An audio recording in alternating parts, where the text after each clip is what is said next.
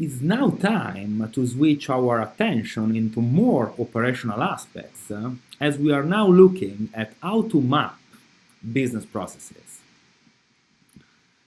Now that we know how business processes are and which are the principles to manage them, the next step is try to understand how to map and represent them in detail.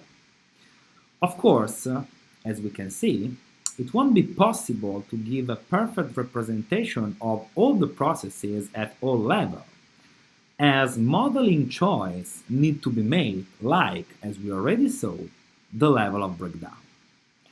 Of course, the representation you are going to give need to be exhaustive according to the type of the analysis that need to be made, and the point of start must be collecting as much information as possible from different documents and different people.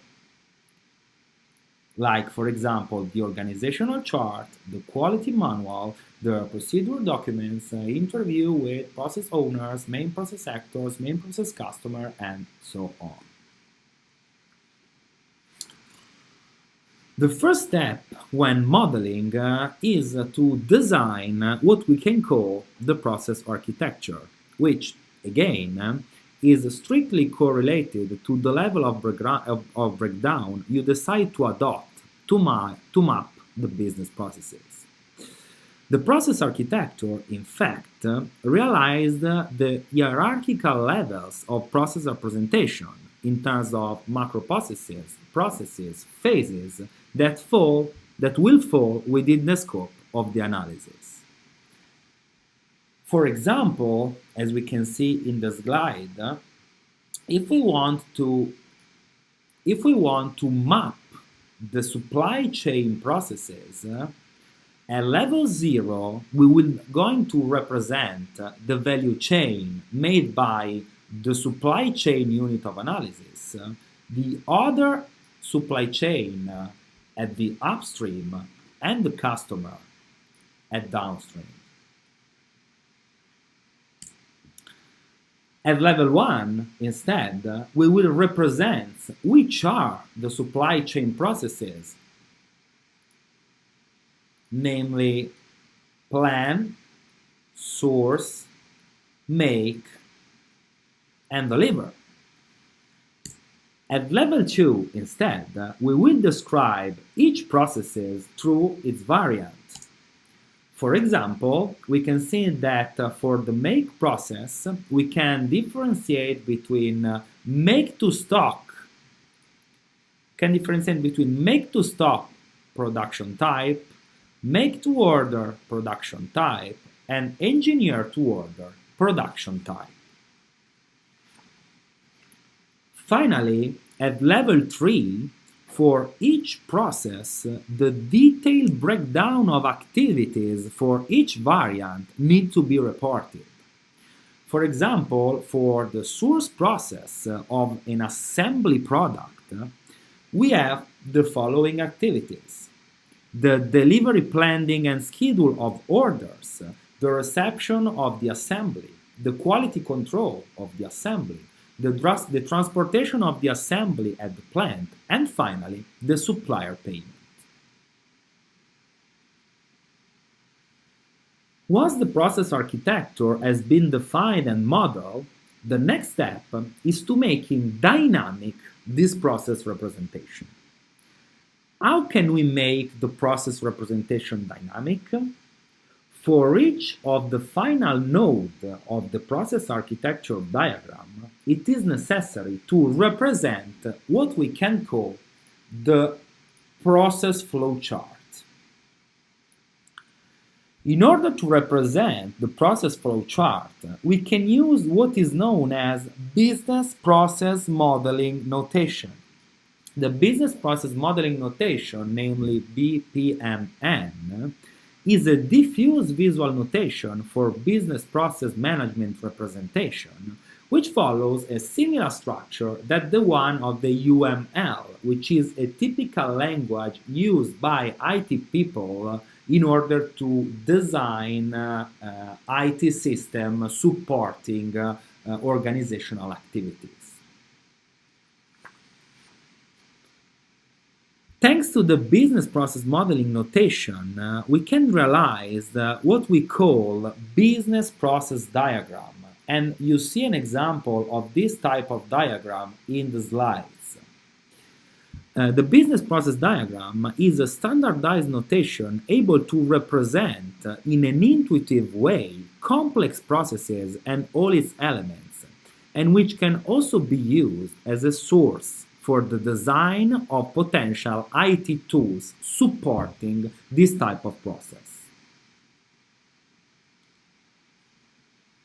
So, first of all, we should shed some light on which are the main building blocks of business process modeling notation.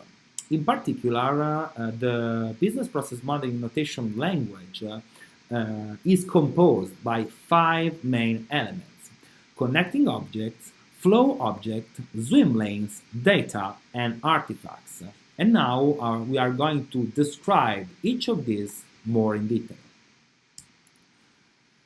Connective objects are essentially arrows, typologies, able to establish relationship between the flow objects and can be of different types. Like, for example, we can have a sequence flow if we aim to show chronological connection between process and activities. We can have message flow if you want to show information exchange between 2 actors within the process. And we can have association if we want to show activities input and activities output.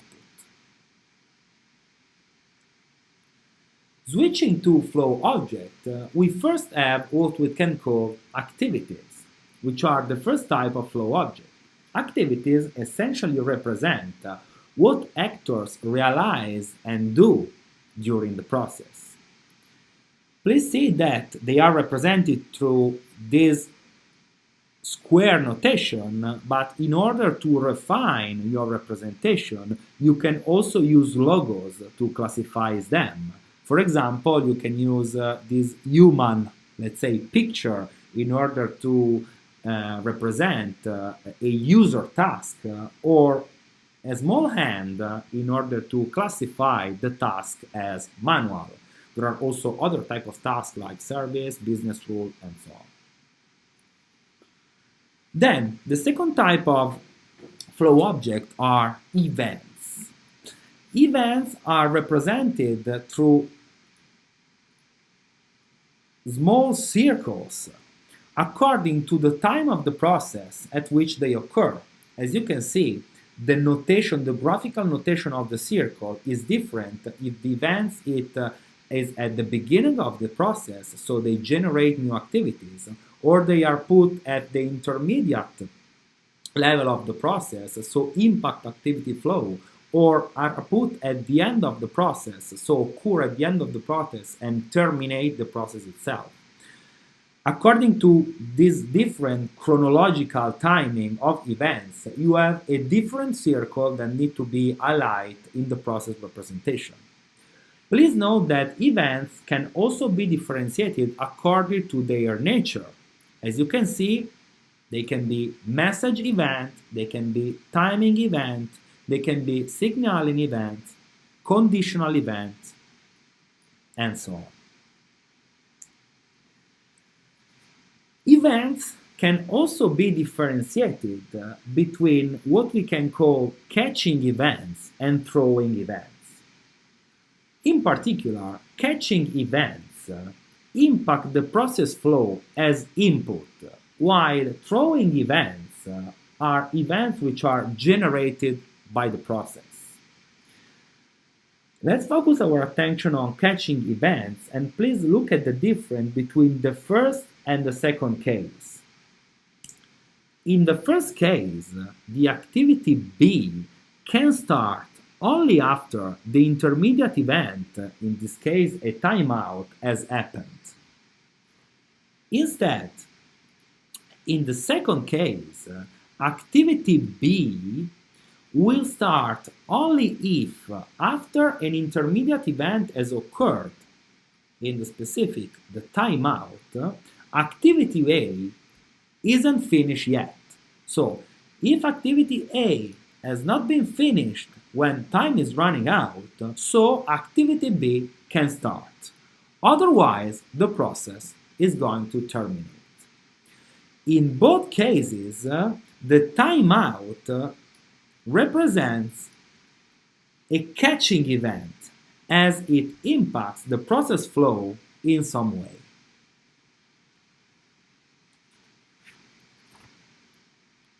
Now, try to explain more better which is a throwing event instead. And look again at these two further examples.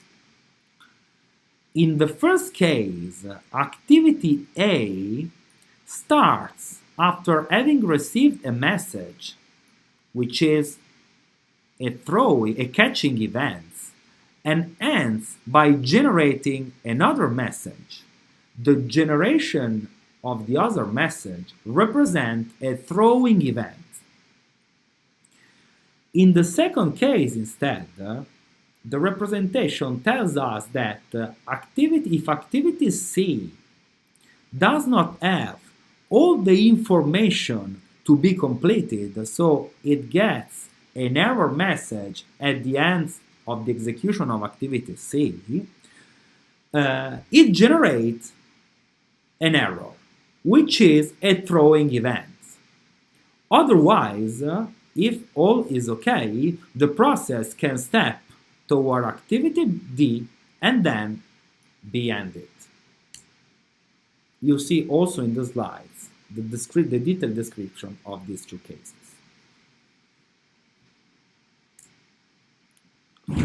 In this slide, you can find a summary of possible events representation according to the combination between their nature and the timeline in the process flow. Of course, you don't have to know this in detail, just to give you an overview of how the chronological positioning of the event in different processes makes sense according to the nature of the event. The third type of flow object are instead gateways, which represents the decisional nodes of the process. Let's say those elements which can separate and recombine process flow. We have three typologies of gateway. The first one is what we call the exclusive gateway or XOR gateway. In the exclusive gateway case, the split of the flow is determined so that only one branch of the process flow, the only one respecting the condition included in the process, is then traveled. Let's see it through an example. In the left part of the representation, when the process arrives at the exclusive gateways, it verifies certain conditions for each branch. And just the one condition compliant to this will be executed, excluding the others. Means that the flow of the process arrives here, it checks the condition on the different branches, and just one of these will be considered okay and will be stepped down during the process. So just one branch will be traveled then by the process flow. To recombine the flow, a join gateway is put at the end of the activities or of the process. Please note that independently from on which branch the process was, it can pass through the node. So, if for example, the travel branch was the A1, here, after having completed the A activities, the flow can pass through the node and recombine the flows also on the other not executed branches. Why I am pointing this out? Because this is slightly different to what happens with the inclusive gateways case. In the inclusive gateways case, instead, the split of the flow is determined so that more branches can be traveled. All the branches that will be respect certain condition will be then traveled by the process flow. Again, let's see this through an example. In the left part of the representation, when the process arrives at the inclusive gateway splitting the flow, it verifies all the conditions on the different branches. And all the activities which are compliant to one or more of these must be executed. Can be only A, B, or C, meaning that only one branch will be traveled, or can be A, B, or C, meaning that all the branching will be traveled, or can be a combination of two, A, B, B, C, A, C, meaning that just two of the three branches will be traveled by the process flow. At the end, a joint gateway is positioned when activities are supposed to recombine their flow. Of course, as more branches can be traveled, the flow can pass to the inclusive gateways node, the recombining node, only if all the activities in the active branches have been finished. Finally, the last typology of gateways is what we call the parallel gateways, which, I mean, if you get how inclusive and exclusive work, is now easy to be understood. With parallel gateways, when the process arrives at the split gateways, all the activities in the different branches must be executed. There are no more conditions to be verified. The gateways is put in order to show that A, B, and C are all activities necessary to our process, and all of them must be executed in parallel. Then at the end, a joint gateway is put when activities are supposed to recombine their flows. Of course, as all the activities must be executed, the process flow can pass through the nodes only if all of these activities in all the branches have been finished.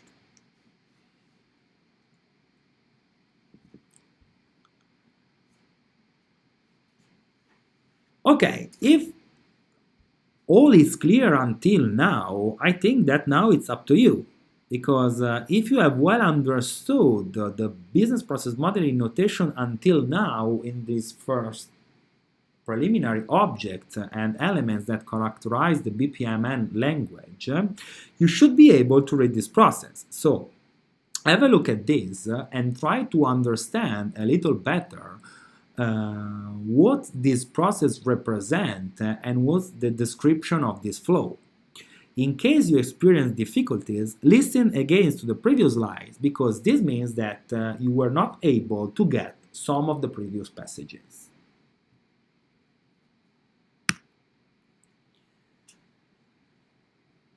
Then, a further elements of the business process modeling language are swim lanes.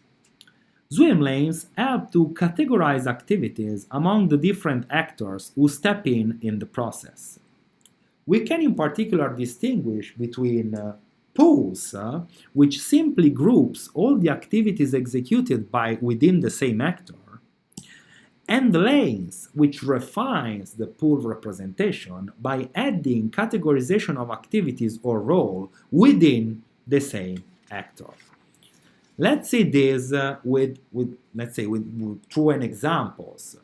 Here you can see an example of the process for a loan request in a bank. First of all, we have two main actors, the customer on one side and the bank on the other side. As we can see, the pools group activities within each actor, so the customer and the bank. In the bank, vision and perspective, lanes help distinguish different figures within the same actor. In the case, we have the sales department and credit management and the credit manager, Joe Doe, who both participate to the process of loan request management.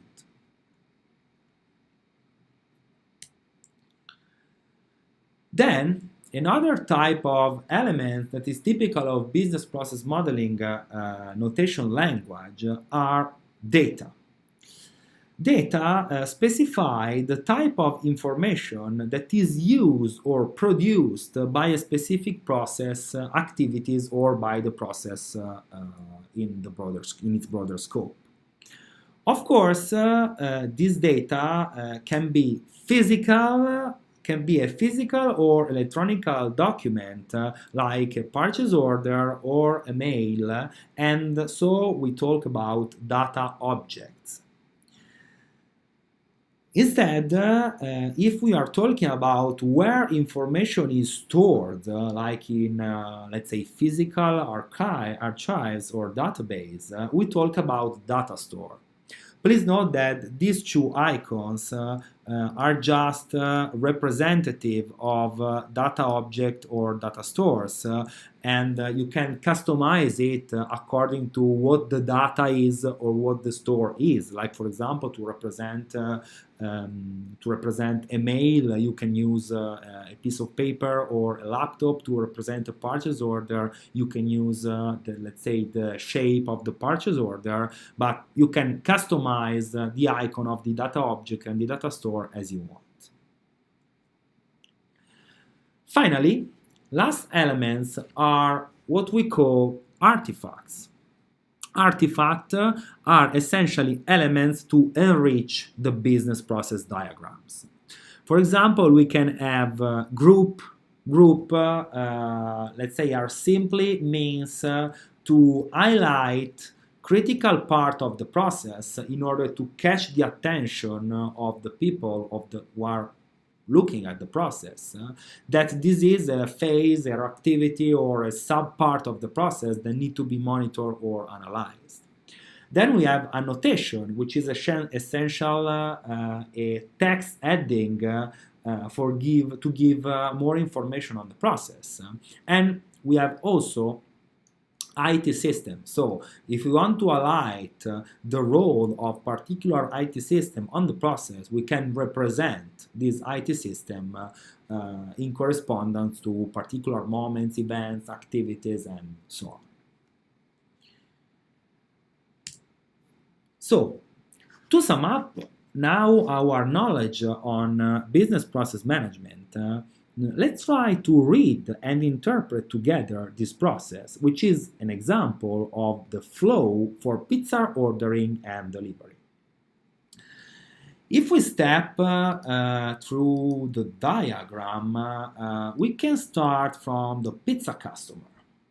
The pizza customer process starts when he or she has noticed her or his stomach growling. This is the input that makes the process starting. The customer therefore selects a pizza and orders it to a specific provider. After that, the customer waits for the pizza to be delivered. The event-based gateway after the task order pizza indicate that the customer actually waits for two different events that could happen next. Either the pizza is delivered, as indicated with the following message events, or there is no delivery for 60 minutes. After 1 hour, the customer keeps waiting and calls the vendor, asking for the pizza. In particular, in our representation, but this is just a case, we assume that the clerk promises again the pizza to be delivered soon, and so the customer waits for the pizza again, asking again after the next 60 minutes, and so on. So this becomes a circle. Once, of course, the pizza is received, the customer pay the pizza, eat the pizza, and end the process with his or her hunger satisfied. Now, let's have a closer look at the vendor process. The vendor process, of course, is triggered by the order coming from the customer. As shown with the message start events and the message flow going from order pizza to that event.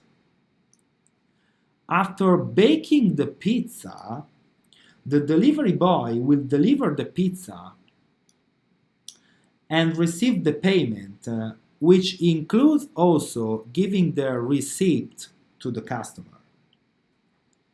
In this example, we can say that we use message objects not only for informal object as the pizza order, but also for physical object like the pizza or the money. We can do this because those typical objects actually act as informational objects inherently. When the pizza arrived at the customer doors, he or she will recognize this arrival and therefore know that the pizza has arrived, which is exactly the purpose of the accordant. Of course, in this flow, we should also include the case in which, in the customer perspective, the pizza has not arrived in 60 minutes. So the pizza vendor will receive an income call, an income message from the customer asking where his or her pizza is, and the objective and activity of the pizza vendor is to call the customer and try to get this pizza delivered as soon as possible. We can also see that on the pizza vendor side, we have three different actors: the clerk, the pizza chef, and the delivery boy. And activities are classified according to these perspectives.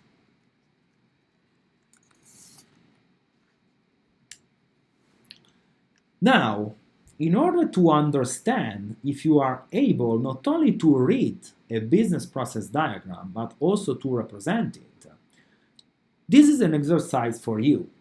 Try to model the following process, the request for quotation process.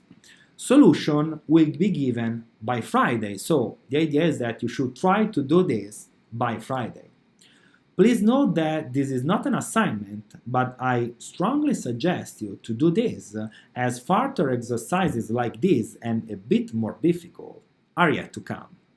So, in the slides I'm going to upload, you will find a detailed description of the RFQ process, and the idea is that you have to try to model this through the business process modeling notation.